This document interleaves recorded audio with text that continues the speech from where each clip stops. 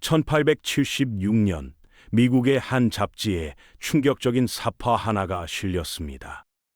한 남자가 여성의 목에 고삐를 채운 채 단상 위에서 그녀를 소개하고 있는 장면이었는데 그 여성의 표정은 고통과 수치로 일그러져 있었거든요.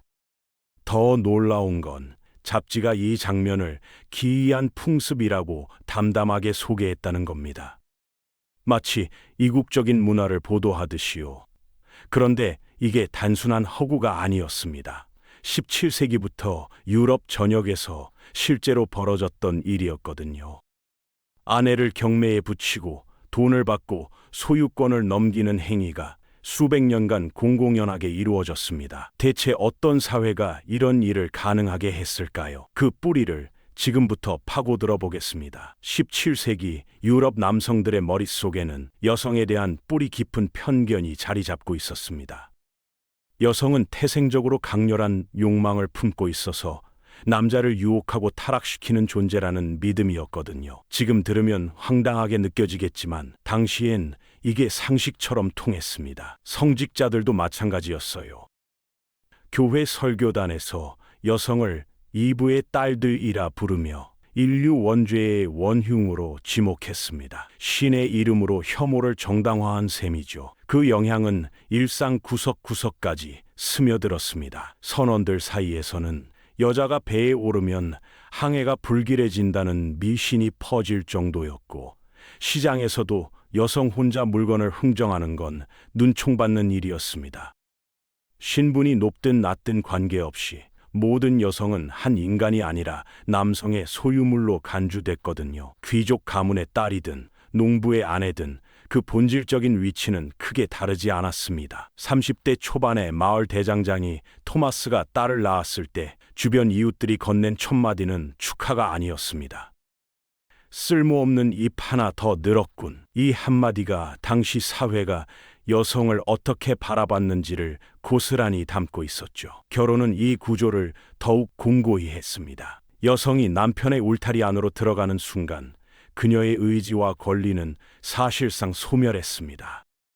이런 사회적 토양 위에서 아내를 사고 파는 풍습은 어쩌면 예고된 결말이었는지도 모릅니다. 당시 국가는 아내를 남편의 공식적인 재산으로 인정했습니다. 단순히 관습의 문제가 아니었어요. 가축에게 재산세를 매기듯 아내에 대해서도 남편에게 세금을 부과하는 법적 체계가 실제로 존재했거든요.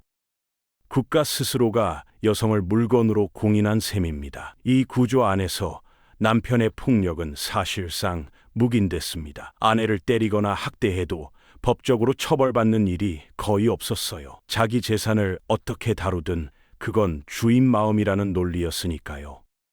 일부 남편들은 여기서 한 발 더 나아갔습니다. 경제적으로 궁지에 몰리자 아내에게 매춘을 강요하는 경우도 있었는데 법은 이마저도 외면했습니다. 결혼한 여성에게 법적 보호란 사실상 없는 것이나 마찬가지였거든요.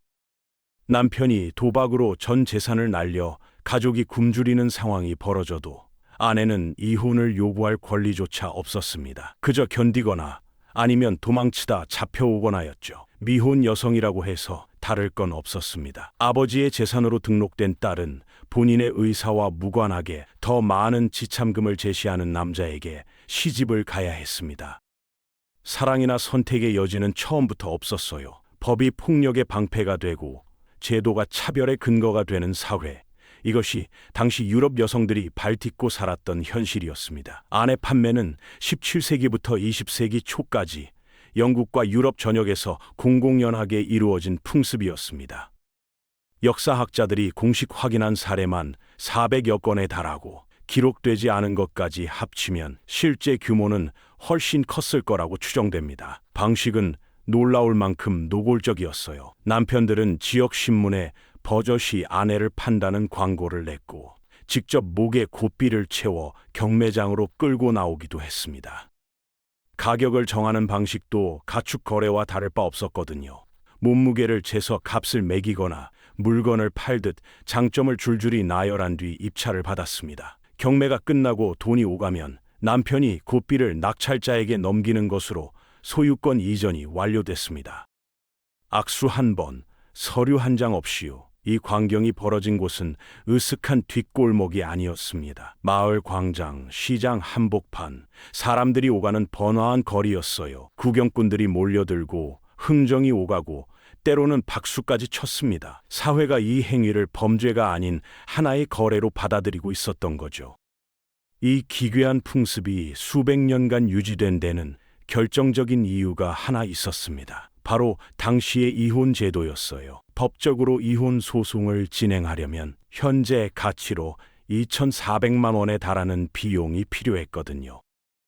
귀족이나 부유층에게는 감당할 수 있는 금액이었을지 몰라도 하루 벌어 하루 먹고 사는 평민들에게는 평생 모아도 닿기 어려운 돈이었습니다. 결혼이 파탄 났어도 상대가 폭력을 휘둘러도 법의 문은 가난한 사람들에게 굳게 닫혀 있었던 거죠. 그러니 선택지는 하나였습니다. 아내를 파는 것. 복잡한 절차도 거액의 소송 비용도 필요 없었어요. 시장에 나가 흥정하고 돈을 받으면 그걸로 끝이었습니다. 아내가 법적으로 재산이었기 때문에 이 거래는 사회적으로 합의 이혼처럼 통용됐거든요. 실제로 일부 거래에서는 쌍방이 미리 구매자를 정해두고 형식적으로 경매를 진행하는 경우도 있었습니다. 불행한 결혼을 끝내기 위해 고안해낸 가난한 사람들만의 이혼법이었던 셈이죠. 제도가 사람을 외면할 때 사람들은 결국 스스로 길을 만들어냈습니다. 그 길이 아무리 비틀리고 야만적인 형태였다 해도요. 당시에는 남자 14세, 여자 12세 이상이면 부모 동의 없이도 결혼이 가능했습니다. 지금 기준으로는 상상도 못할 일이지만 그때는 그게 법이었어요. 어린 나이에 가정을 꾸린 부부들은 당연히 제대로 된 일자리를 구하기 어려웠고 극심한 생활고는 예정된 수순이었습니다. 문제는 이 가난이 단순히 배를 고른 수준에서 끝나지 않았다는 거예요. 생계가 막막해진 남편들 중 일부는 도박에 손을 댔고 빚이 쌓이면 가장 손쉬운 해결책으로 아내나 딸을 매물로 내놓았습니다. 인간을 돈으로 환산하는데 아무런 죄책감도 느끼지 않는 사회였으니까요.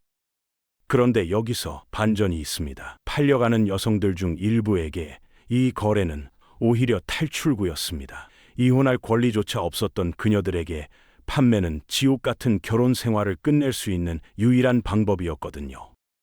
실제로 판매 가격은 맥주 한 잔 값에서부터 100파운드까지 천차만별이었는데 이 격차 자체가 당시 사람들의 처절한 경제 현실을 그대로 보여줍니다. 가난이 낳은 조혼, 조혼이 낳은 빈곤, 빈곤이 낳은 매매, 이 악순환의 고리는 좀처럼 끊어지지 않았습니다.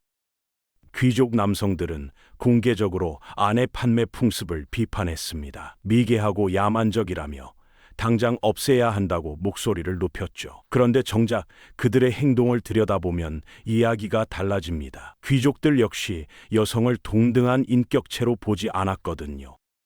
다만 표현 방식이 좀 더 세련됐을 뿐이었습니다. 일부 귀족들은 고아 소녀를 돈을 주고 데려와 자신의 이상형에 맞게 직접 교육시켰습니다. 말투, 취향, 행동 거지까지 하나하나 자기 입맛대로 빚어낸 뒤 성인이 되면 아내로 삼는 거였어요. 이걸 그들은 육성이라고 불렀습니다. 노예제 반대 운동가로 명성이 높았던 토머스 데이조차 이 짓을 저질렀습니다. 인간의 자유를 외치던 사람이 정작 어린 소녀를 구매해 자신만의 아내로 만들려 했던 거죠. 주변 상류층은 이를 묵인했고 누구도 문제를 삼지 않았습니다. 하층민의 아내 경매는 야만이고 귀족의 소녀 육성은 교양이었던 셈입니다. 결국 차이는 방식의 품격이었을 뿐 여성을 소유물로 보는 본질은 신분을 가리지 않았습니다. 위선은 언제나 가장 세련된 얼굴을 하고 있었거든요. 놀라운 사실이 하나 있습니다. 일부 아내들은 남편에게 자신을 팔아달라고 먼저 요구했다는 겁니다. 피해자가 거래를 자청한 셈인데 이게 단순한 체념이 아니었어요. 나름의 계산이 있었습니다. 지금 남편보다 경제적으로 여유 있는 사람에게 넘어가면 적어도 굶지는 않을 수 있었으니까요. 가난에서 벗어나기 위한 처절한 선택이었던 겁니다. 또 다른 경우도 있었습니다. 이미 마음이 떠나 다른 남자와 관계를 이어가던 여성들이 그 남자에게 합법적으로 넘어가기 위해 판매 형식을 활용하기도 했거든요. 당시엔 이혼이 불가능했으니 이게 사실상 유일한 재혼의 통로였습니다. 실제로 매도 증서 기록을 보면 팔려가는 아내들이 눈물을 흘리기는커녕 오히려 들뜬 표정으로 축제 분위기를 즐긴 사례도 여럿 남아 있습니다. 비인간적인 형식을 빌려서라도 불행한 삶을 끝내고 싶었던 거죠. 선택지가 없는 사람에게는 최악의 방법도 최선이 됩니다. 당시 여성들이 처했던 현실이 딱 그랬습니다. 스스로 팔려가기를 원했다는 사실 자체가 그 시대가 얼마나 잔인했는지를 말해주고 있었습니다. 19세기 중반으로 접어들면서 분위기가 조금씩 바뀌기 시작했습니다. 여성 인권 운동가들이 거리로 나섰고 여성의 지위를 둘러싼 사회적 논쟁이 본격적으로 불붙었거든요. 오랫동안 당연하게 여겨지던 것들이 하나둘 의심받기 시작했습니다. 상류층 내부에서도 균열이 생겼어요. 아내를 사고 파는 행위가 국가의 품격을 떨어뜨린다는 목소리가 힘을 얻기 시작했습니다. 물론 여성을 진심으로 인격체로 대하자는 취지보다는 국제적 체면을 의식한 측면이 컸지만요. 동기가 어찌 됐든 결과는 달라지기 시작했습니다. 아내를 사고 파는 행위에 실제로 법적 처벌이 가해지는 사례가 나타났고 사회적 시선도 눈에 띄게 차가워졌습니다. 예전엔 시장 구경하듯 몰려들던 구경꾼들이 이제는 손가락질을 하기 시작했거든요. 수백 년간 이어져 온 풍습도 결국 시대의 흐름 앞에서는 버티지 못했습니다. 인간을 재산으로 보던 시대에서 인권을 말하는 시대로 넘어가는 길목, 아내 경매의 쇠퇴는 그 전환점 중 하나였습니다. 변화는 언제나 느리고 불완전하지만 그래도 결국엔 움직입니다. 1857년 마침내 결정적인 변화가 찾아왔습니다. 부부가 합의하에 비교적 낮은 비용으로 이혼할 수 있는 새로운 이혼법이 제정된 거예요. 수백 년간 가난한 사람들을 올가매던 제도적 장벽이 드디어 무너지기 시작한 겁니다. 효과는 즉각적이었습니다. 법적으로 정상적인 이혼 통로가 열리자 굳이 위험을 감수하며 아내를 경매에 붙일 이유가 사라졌거든요. 그 기괴한 풍습이 그토록 오래 살아남을 수 있었던 건 사람들이 야만적이어서가 아니라 다른 선택지가 없었기 때문이었다는 게 이 시점에서 다시 한번 드러납니다. 새로운 법령은 단순히 이혼 절차를 간소화한 것 이상의 의미를 가졌습니다. 아내를 재산으로 취급하던 낡은 관념에 공식적으로 종지부를 찍는 선언이었거든요. 이를 기점으로 유럽 사회에서 아내 경매는 역사 속으로 완전히 사라졌습니다. 합리적인 제도 하나가 수백 년간 이어진 야만적 풍습을 끝냈습니다. 결국 사람을 바꾸는 건 설교가 아니라 구조였던 겁니다. 제도가 바뀌면 삶이 바뀌고 삶이 바뀌면 상식이 바뀐다는 것을 역사는 이렇게 증명했습니다. 17세기부터 19세기까지 실존했던 아내 판매는 여성을 남성의 부속물로 여겼던 시대가 낳은 비극이었습니다. 지금 우리 눈에는 범죄로밖에 보이지 않는 일이 당시 사람들에게는 생존을 위한 현실적인 선택이었다는 사실이 더 씁쓸하게 느껴지죠. 이 역사가 우리에게 던지는 질문은 단순하지 않습니다. 우리가 지금 당연하게 누리는 이혼의 자유, 법 앞의 평등, 인격에 대한 존중, 이것들은 그냥 주어진 게 아니었거든요. 수많은 사람들의 투쟁과 제도 개선이 켜켜이 쌓여 만들어진 결과입니다. 과거의 기괴한 풍습을 들여다보는 건 단순한 역사 공부가 아닙니다. 지금 우리 사회에도 훗날 야만으로 기록될 관행이 남아있지는 않은지 돌아보게 만드는 거울이기도 하죠. 시대를 불문하고 인간은 결코 거래의 대상이 될 수 없습니다. 그 당연한 사실을 당연하게 말할 수 있는 세상이 되기까지 얼마나 긴 시간이 걸렸는지를 우리는 잊지 말아야 합니다.